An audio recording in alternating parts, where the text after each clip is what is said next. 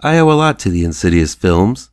Way back in 2010, I hosted a premiere of the first Insidious film, as well as a Q&A with filmmakers James Wan and Leigh Whannel for Ain't It Cool News, back when I worked for that website. Since then, I've been entertained by where the Insidious franchise has gone. Unlike its sister franchise, The Conjuring, which has branched off into multiple spin-offs, the Insidious universe has kept itself pretty tightly knit, building its own continuity within the now 5 movies that have been released. I recently saw Insidious 5, aka The Red Door, so let's descend further into the further, more further than anyone else has furthered before to talk about it. Further. I can't stop saying further. Further.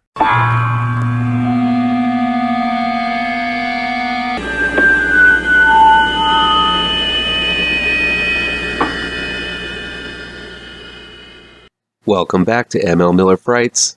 I'm ML Miller. Before we begin, please do me a favor and punch that like button down below. Share this video with all of your social media addicted pals. Click subscribe to this channel and ring that bell for notifications. Insidious, The Red Door, aka Insidious 5, is in theaters now. It's directed by Patrick Wilson and written by Leigh Whannel and Scott Teems. It's been 10 years since we've caught up with the Lambert family, and things have not gone well since Josh, played by Patrick Wilson, and his son Dalton, played by Ty Simpkins, battled for their souls in the other dimensional demon realm called the Further.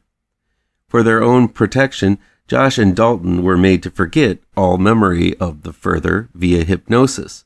But 10 years later, Josh has found himself fraying at the ends mentally, resulting in the dissolution of his marriage with Renee, played by Rose Byrne, and a distancing from his family. When Josh's mother, Lorraine, played by Barbara Hershey, passes away, the family is more estranged than ever.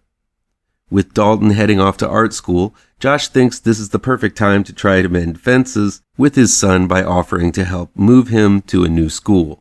Of course, tensions rise, leaving both Josh and Dalton frustrated with one another, and neither knowing why. Hoping to find the reason for his brain fog, Josh begins digging into his past and undergoing various medical testing. Meanwhile at school, Dalton is encouraged to dig deep for inspiration for his artwork.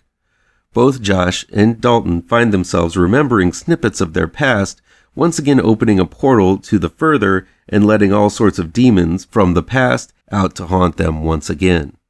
Insidious the Red Door is not the most thrilling or scariest of entries in the series. Hell, it's not until about 15 to 20 minutes into the film before something really scary occurs.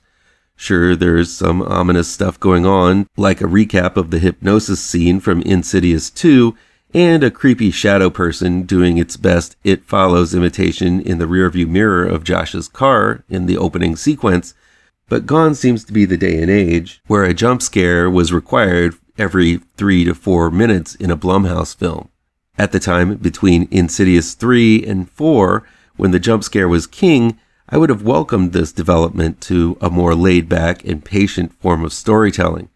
But Insidious the Red Door requires a whole lot of patience in its first half hour, as the focus is on reestablishing the status quo of the Lamberts and how their situation to forget the Further has crumbled with age, resulting in the dissolution of the family.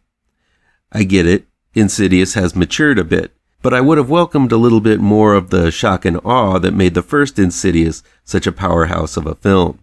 Now, the first Insidious was far from perfect. Wan and Whannel have spoken freely about having run out of money by the time the climax of the film came about, resulting in a very cheap and funhousey looking finale. Since then, the climaxes of the sequels have been better set and realized. This goes for Insidious the Red Door as well. There's a tight continuity in these Insidious films, though I doubt anyone but the filmmakers and the diehard fans appreciate it. I've seen them all, and honestly, I can only remember the first and parts of the second one, while the last 2 installments feel like I've received some hypnosis to forget them myself.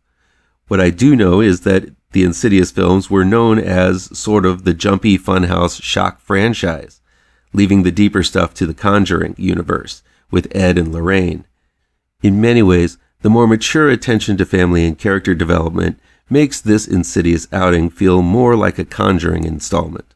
I was impressed with the continuity myself, even down to the consistent casting of the Lamberts for this 5th installment. This kind of continuity, again, impressed the hell out of me, and I don't know of a franchise that has held on to its characters as well as the Insidious franchise has. While a lot of the time Patrick Wilson's Josh Lambert and Patrick Wilson's Ed Warren feel interchangeable, Wilson still does a good job as a man struggling with his own sanity while attempting to keep his family together. There are specific scenes focusing on his own sanity that work and uncover some depth to Josh that flesh out the character pretty well. That said, I think it would have benefited the story to have more of Josh's memory loss displayed instead of simply talking about it.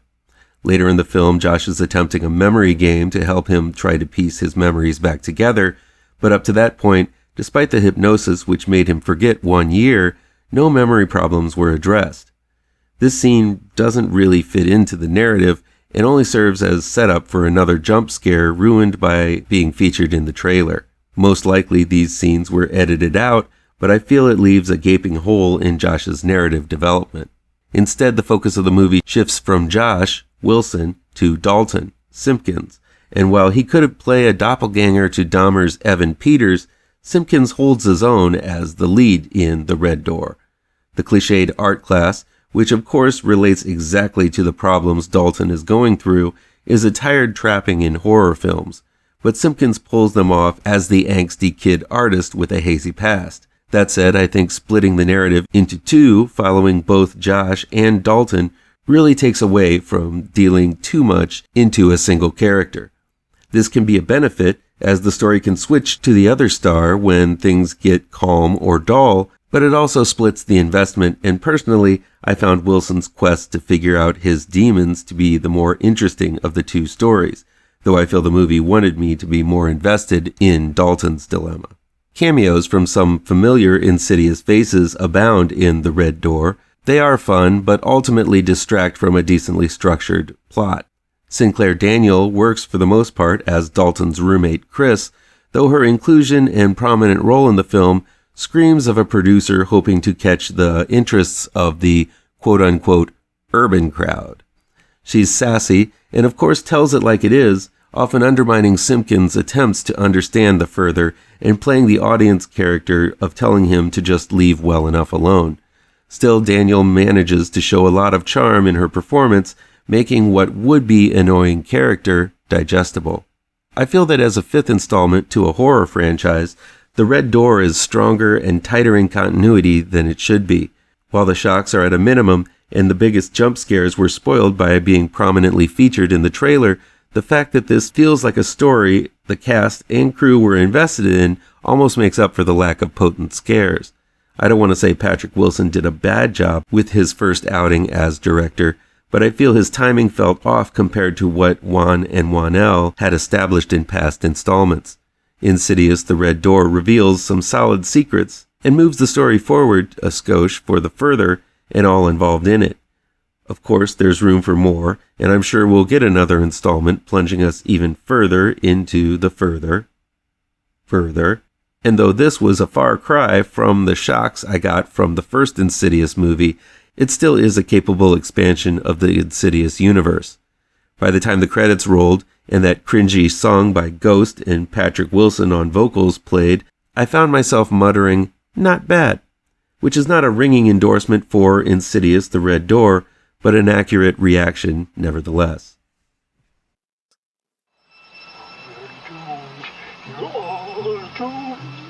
You're doomed